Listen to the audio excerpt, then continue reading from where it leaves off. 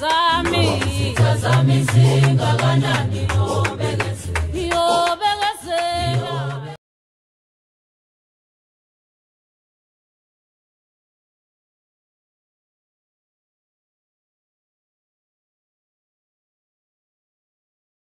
Sanibonani nangu futhi ugogo Mseleku. Bonke abalandeli bakhe bayazi ugogo Mseleku uma ngabe ezokhuluma ukuthi ukhuluma ngezinto ezibalekile. Ngikhuluma ngento ecishe ifane nengake ngakhuluma ngayo ngelinye ilanga kodwa ayifani.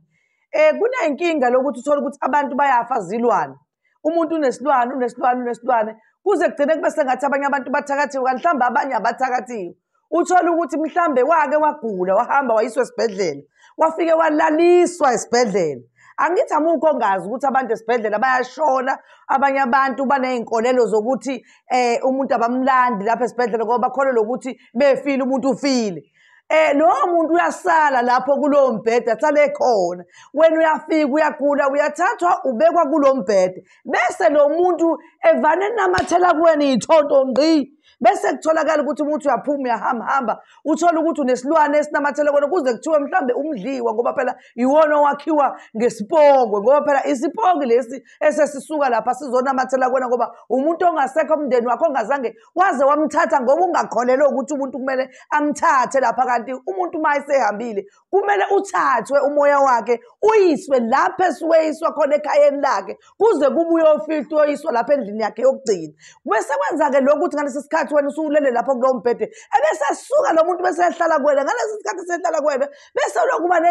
ney'nkinga into zakho uthi azihambi kahle kanti yini yilowa muntu owanamathela kuwena. Kubalulekile ukuthi kwesinye isikhathi uma uzazi ukuthi umuntu ohlale njalo ube umuntu olala esibhedlela noma wake walala esibhedlela ke ubuye uhambe uyekogezwa ususwe ithunzi ngoba kwayisona isibhedlela sisodwa sinamathunzi angakanani uma ucabanga abantu abashonela khona uma ucabanga bangakanani abanye bashona abaziwa abanye abanayo imindeni ngesikhathi beshona lapha badinga abantu abazobathatha bekho abantu bazobathatha uhulumeni uthatha isidumbu senyama yakho ahamba ayosigqiba lapha lesigqiba khona ngoba enza ukuhlonipha umzimba wakho kodwa umoya wakho usele uyaluza khona esibhedlela. Wena ngalesikhathi ususa esibhedlela umoya wakho uzofika ubona ukuthi hayila othe ngene usho unamathele kuwena wena solokhu kuthiwa nje unesilwane awazi ukuthi unesilwane wasithathapho uzungazi udlinza abantu abaningi ukuthi mhlambe wenze ukuthi cha kanti walala esibhedlela wananyathela yilowo moya wasesibhedlela walesa silwane esahlala kuwena sekufana nesilwane phela ngoba useshonile umoya wakhe lo sunamathele kuwena wena usunomdliwa. Yayizwa lonto usunomdliwa ngoba lo muntu phela manje useyisipoki njengoba ehlezi la kuwena ngoba usefuna ukusebenza la kuwena emzimbeni wakho ukwenzisa zonke izinto ezingekho right umsebenza utholi ngoba unaleli thunzi olokhu uzibuza ukuthi angaze ngaphumelwa isizwe angaze ngishonelwe lamathunzi laba lokho engilandela aqhamukaphi kanti leli thunzi leli walithola esibhedlela ingakho unenkinga nje.